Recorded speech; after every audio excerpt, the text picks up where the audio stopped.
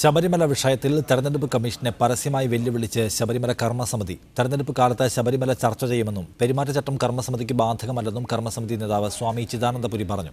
പെരുമാറ്റച്ചട്ടം ലംഘിക്കുന്ന രീതിയിലേക്ക് നീങ്ങിയാൽ നടപടി സ്വീകരിക്കുമെന്ന് തെരഞ്ഞെടുപ്പ് കമ്മീഷൻ മുന്നറിയിപ്പ് നൽകി.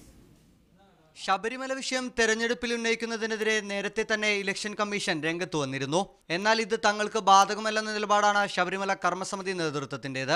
സെക്രട്ടേറിയറ്റിന് മുന്നിൽ നടന്ന പ്രതിഷേധ സമരത്തിൽ കമ്മീഷനെ കർമ്മസമിതി നേതൃത്വം പരസ്യമായി വെല്ലുവിളിക്കുകയും ചെയ്തു.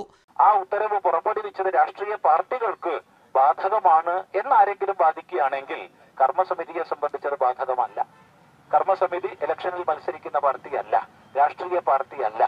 ശബരിമല വിഷയത്തിൽ ലക്ഷ്മണരേഖയുണ്ടെന്നും അത് മറികടന്നാൽ നടപടി സ്വീകരിക്കുമെന്നും തെരഞ്ഞെടുപ്പ് ഓഫീസർ മുന്നറിയിപ്പ് നൽകി.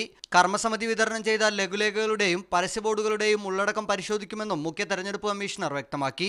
തീർച്ചയായിട്ടും നടപടിയെടുക്കാം. ഞാൻ പറയുന്നത് പിന്നെയാണ് ആദ്യമായിട്ട് എടുക്കേണ്ടത് അവരാണ്, പോലീസ് ഡിപ്പാർട്ട്മെൻറ്റാണ് നടപടിയെടുക്കേണ്ടത്. അവർക്ക് എന്തെങ്കിലും നിയമപ്രകാരം തടസ്സമുണ്ടെങ്കിൽ, ഇത് ഈ നിയമലംഘനമുണ്ടെങ്കിൽ നിയമം നടപ്പിലാക്കുന്ന, അത് പ്രാബല്യത്തിലാക്കുന്ന, അത് നിയമപരമായ നടപടി എടുക്കാൻ നമ്മുടെ നാട്ടിലെ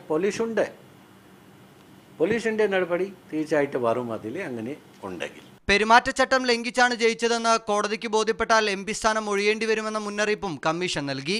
ശബരിമല യുവതീ പ്രവേശന വിഷയം വരും ദിവസങ്ങളിൽ സജീവമായി ഉന്നയിക്കാൻ BJP നേതൃത്വവും തീരുമാനിച്ചിട്ടുണ്ട്. തെരഞ്ഞെടുപ്പ് കമ്മീഷന്റെ നിലപാടിനെ അവഗണിച്ച് മുന്നോട്ടു പോകാനാണ് പ്രചാരണ കമ്മിറ്റികൾക്ക് നൽകിയ നിർദ്ദേശം. മീഡിയ 1 തിരുവനന്തപുരം.